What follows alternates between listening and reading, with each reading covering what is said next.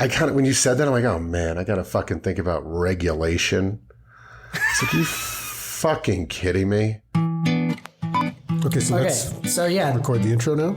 So what did Milkless? Because I think we start with the name. Two dads, we love our kids, but then we also need them to know that we're like pretty cool and it's not like a wimpy podcast. So, hey, hey, Milkless. Hey, welcome. Hey, Milkless. Call the audience, Milkless. What's up, Milkless? Max coming at you. What if that's it? That's our first take. All right, Matt, today, August 15th, we got another When Equals Now coming out live via satellite recording on the day of. And just a reminder for all those listeners out there, listen, the normal episodes, we spend so much time preparing, making sure those are great. That's like SNL or like stand-up comedy. It better be fucking good. This is more like improv comedy where we're hoping that you have a much lower bar because I don't know what Matt's about to tell me. And Matt, you got something you want to share for When Equals Now? What do you got? Well, I got something that kind of challenged. So we've talked a lot about how we felt like we didn't have a temper until we had kids. And remember we had, back when we had Matt Rudovin on, I was like, do you feel like your anger has finally found an expression? He's like, no, I feel like this is new since I had kids. Yeah, Matt Rose. Continue. Yeah. Matt Rose, yeah. And that's something that I kind of assumed was true of myself too, but I had an experience yesterday that made me question it. Okay. So I was working on a thing. It was just a work thing, and a number of things went wrong in a row that involved some technical glitches. And it kind of just like got progressively more frustrating, this thing I was working on.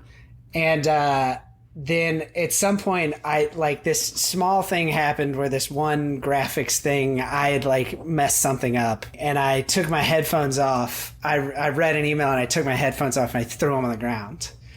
And then I picked them up and there was only sound coming out of one ear because I threw them pretty hard.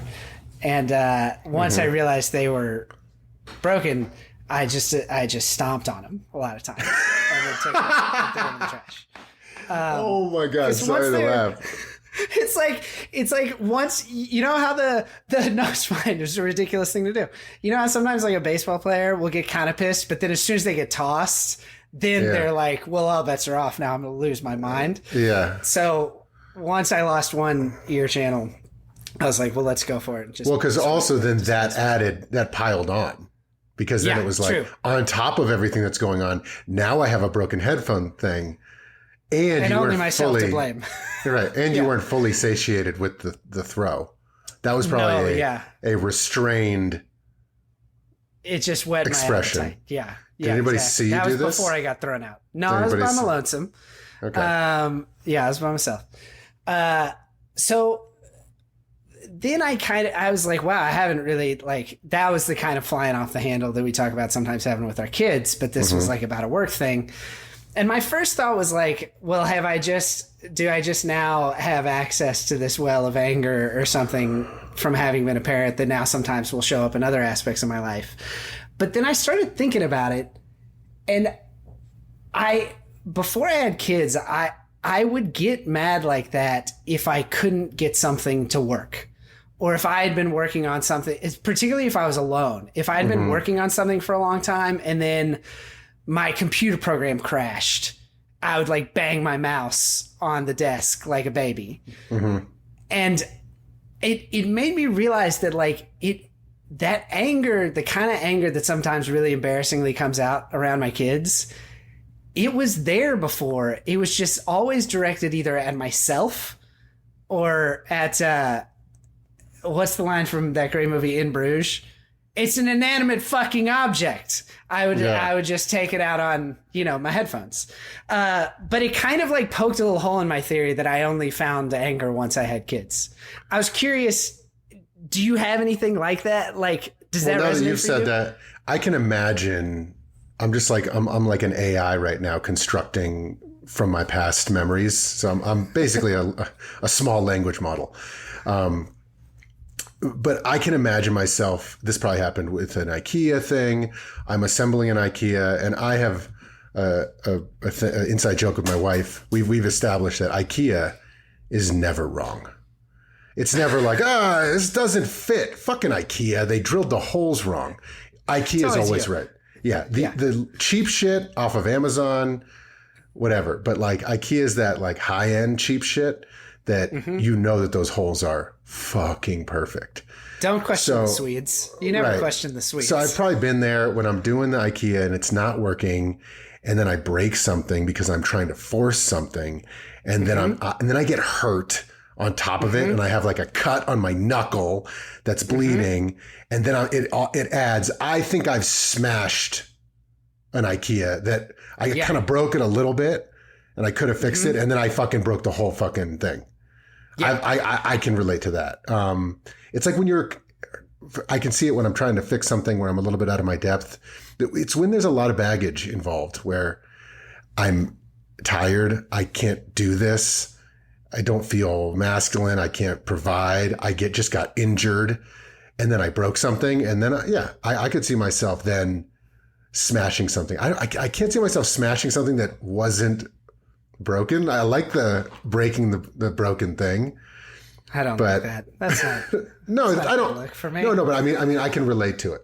The other thing is like now that you said it, I thought you did it in front of people. And thinking back to when we were doing Fair Harbor, I feel like I'd have to ask the employees that I still know, like, did I ever scream or yell?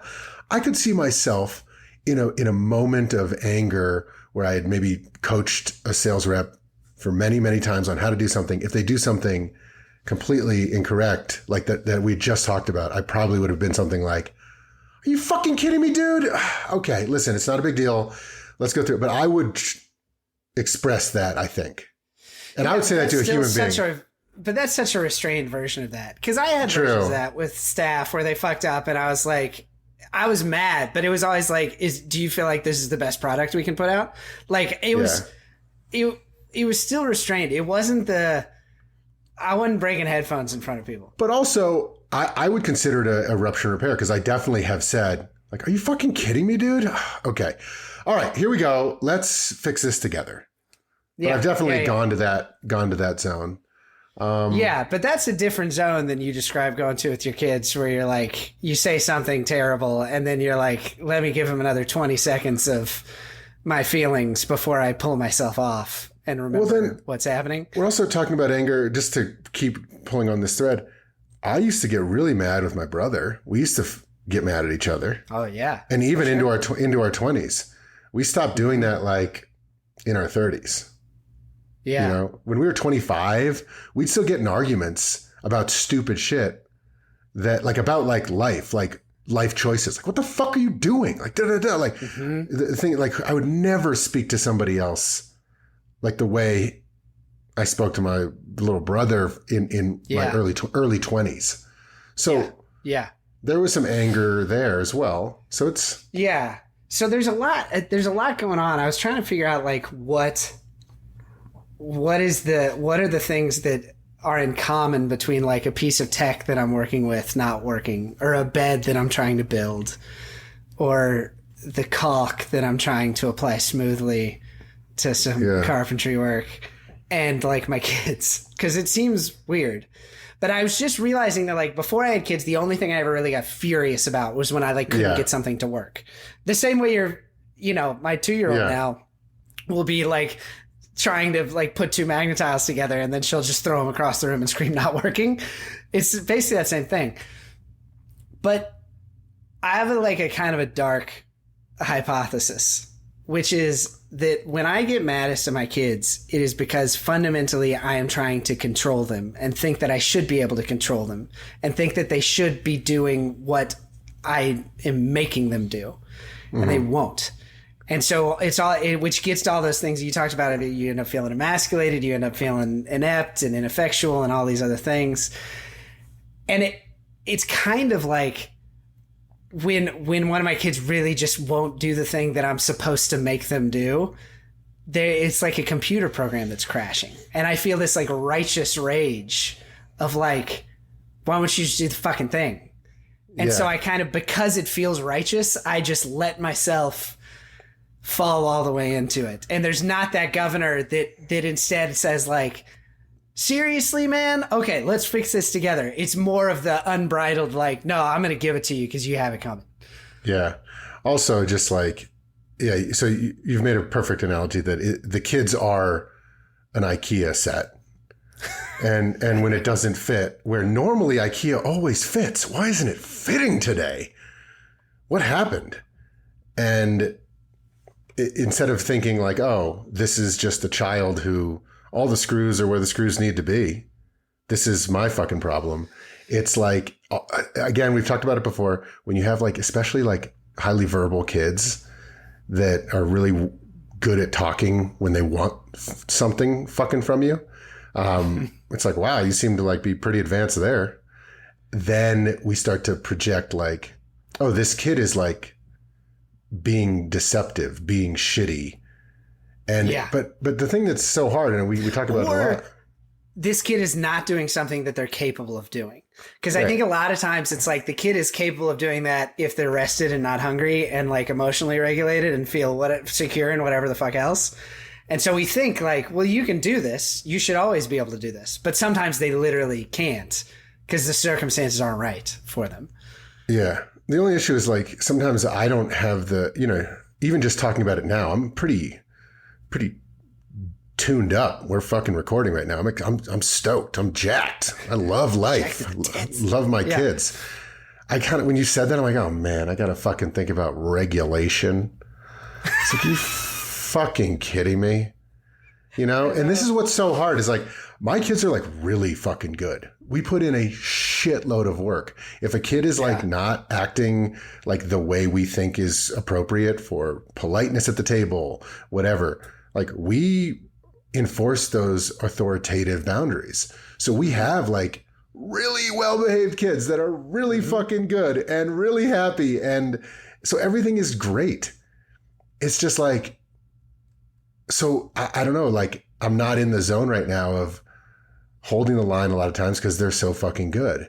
So then when it pops up, I'm just like, it's sometimes you just don't have the energy for it. Yeah. Oh yeah. A lot of times. Well, it's like, but it's almost like, it's not even like a place of despair. Like, oh my God, I'm so overwhelmed. Like I just like can't deal with it. Like I just gotta scream at him. I'm just kind of like, I don't want to deal with it. Yeah. Like, I like that character in that voice, by the way. Yeah. I mean, I don't like him, but I like what you did there. This episode is brought to you by us. Matt and Max, Milkless. We're self-funded, okay? So we spend hours a week making this for you. And if you like it, listen, we're not asking for money. We don't want you to put money in our Patreon or anything like that. But we are asking you right now, just tell a friend. Tell a friend about Milkless, because growth of the platform ensures that we're going to be able to keep doing it. So if you can pause this right now, text a buddy right now, hey, there's this awesome podcast, or, but be honest about it. Like, I love the guy Max, he's so funny. But Matt, he's kind of like pretzels and Chex Mix, just like filler, Yeah, they're just there. Yeah. But anyway, what the fuck was I saying? Anyway, pause this and text a friend about the podcast. It means so much to us. Thanks so much. When should they do it, Max? When do they do it? Did they do it when now? When equals now. Okay, fantastic. You fucking chill. There are certain things that your kids are supposed to do, and it feels like they're supposed to do them. And then when they don't do them, you get really mad, especially when you know that they can sometimes. But like your kid is not an IKEA bed. They're like, the point of them is not to do the things we want them to do. You know what I mean? But they do need to do a lot of the things that we want them to do because they can't plan for themselves. They die out there without us. So just like holding on to the fact that there's a lot of things that I need to get my kids to do, whether it's for their safety or for their development or just for future planning. But I should never be thinking of it in terms of control. Because when I think of it in terms of control, that's when I get into the part of myself that smashes headphones. Yeah, but also like sometimes you do need to control because you need to go to the next place and you need them to put the shoes on. And And it's you can't just be all, with feng shui about it. It's the wrong word, but it works. Well, yeah, but I mean, but I'm not sure that even in those situations, I'm not sure control is the right way to think about it or the right way to approach it. I remember when I went, we did a trail ride along the Rio Grande River on horseback in Big Bend, my wife and I, and they you get the horse that you get assigned.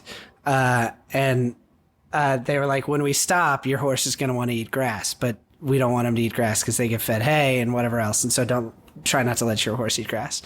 And I remember I went into this thing thinking like, I'm not going to let this horse eat grass because I'm not supposed to. And so we stop and the horse like leans down to eat grass. And I like pull back on the reins to try to pull this horse's head up. And this horse is just like, that's adorable.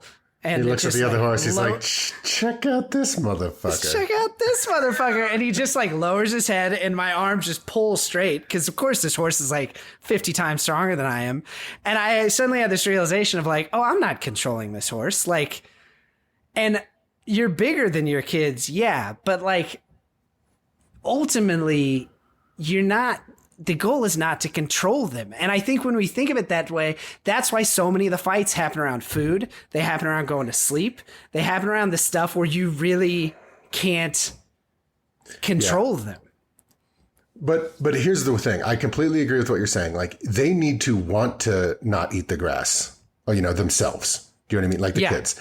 Like, we've talked about it. I've only done it a couple times when you're out late for a fucking plane where you have to like literally push a kid into a car seat and bend the arms the right way. You do the leg chop. You sweep the legs to get him down to the car seat. Yeah, only when you have to. But I've done that. You take the arms, you bring them into the chest, you put them under the straps.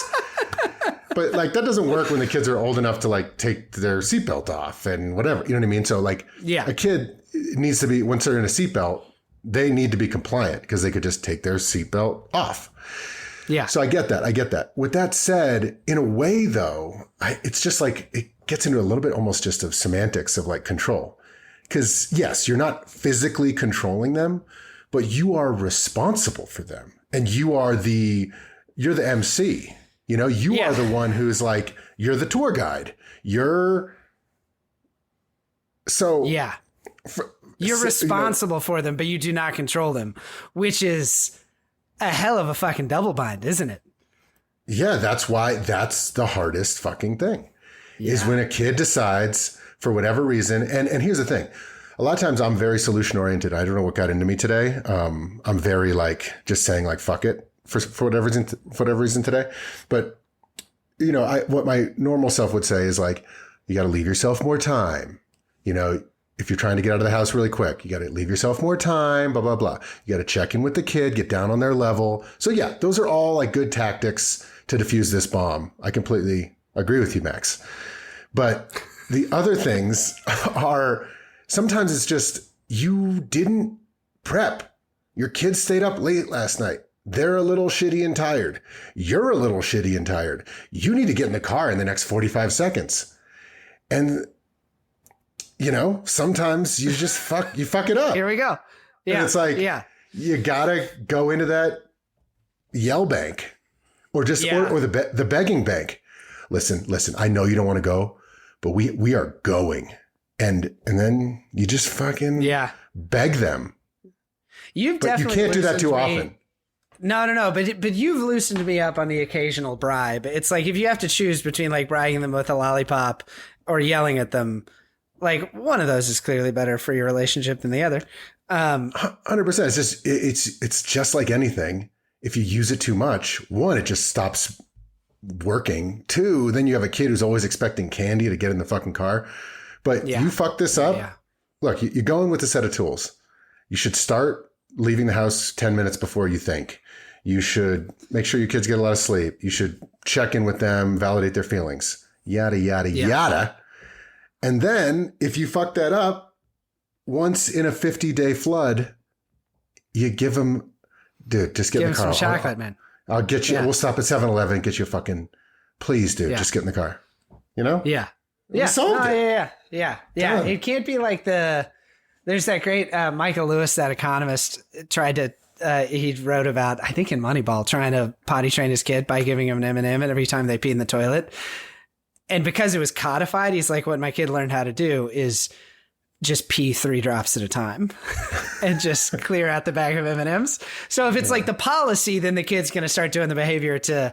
But if it's the thing that you go to in and out of the ordinary situation because you fucked it up and you're in this bind and you are having trouble reconciling the responsibility you have for your kid or for whatever else you have with the truth that you don't really control them.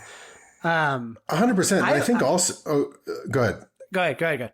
I was just gonna say, I think that a lot of parents who do it right, who nail it, and we fucked this up with our first kid. I feel like is like we were so good at authoritative parenting, holding the boundaries. Our kid was very well behaved. It's like knowing when to color outside the lines and let it go. Like this is why I was saying about at the airport. Like if you're at the airport and your kid says, "Make me a fucking ham sandwich, bitch," it's like. All right, but I'm going to smoke your ass later. But yeah, I'll get you that ham sandwich. Like I'll do anything because we're in an airport. I'm not making a scene. Of course, our kids would never do it that bad. But I'm just saying, like, if your kid's having a little shitty day, it's like, especially the people who do it right, they're so used to holding a line, knowing when to like color outside the lines and just be like, because also that's what life is. Playing hooky one day, not going to work, and blah blah blah. Like going out on skiing a powder day or something, or going to the movies with your partner on a work day. Yeah. Like so. Sometimes it just can't be all the time. Yeah. That's right. Yeah, man, I really like. I like that idea that there's this uneasy tension. I don't like it, but I think I think you put it well. There's this uneasy tension between being responsible for something that you don't control. I remember Matt Rose saying that some of his biggest explosions when his daughter was young was when she didn't want to take her inhaler. And he's like, I'm responsible for your health, but I don't truly, fundamentally control whether or not you take this inhaler because I'm not going to pin you down and pry your mouth open Clockwork Orange style and force puff you. Because that's fucked up. I've force puffed. You force puffed a kid? Yeah, because when they're little, force puffed. Yeah, when they're little, they have the funny phrase. They have the masks on top for young kids. Oh yeah. For that specific, it's basically like you're in like one of those Batman movies where they put the thing over their mouth and like. Tss. Yeah. Well, with babies, there's like a lot, like they need this medicine, but it doesn't taste good. So you just like, you force puff. They have, you force puff. Yeah. You force puff. Yeah. But then like, you just don't want to be force puffing when they're 6, Yeah. And certainly not when they're 16. No. So yeah. Well, it was a little bit embarrassing to find that I still have that part of me that can really just, it was, in my defense, it was a very frustrating set of circumstances, but it was a dumb way to express it. Also, silver lining though. I mean, maybe those headphones needed to go. Yeah. They were old. They weren't that nice. I just think, it was a normal human emotion. You did it. I feel better now. And you know what? I was sweet to my kids that night. Because I had already taken it all out on the headphones. Yeah. Just got it out of my system. Didn't stomp either of my children. Milkless media promoting punching holes in walls so you don't yell at your kids. Yeah. Well, maybe we'll get an ad from Sennheiser because, like, you break your headphones, you got to buy some new ones. Yeah. Brought to you by Violet Archer.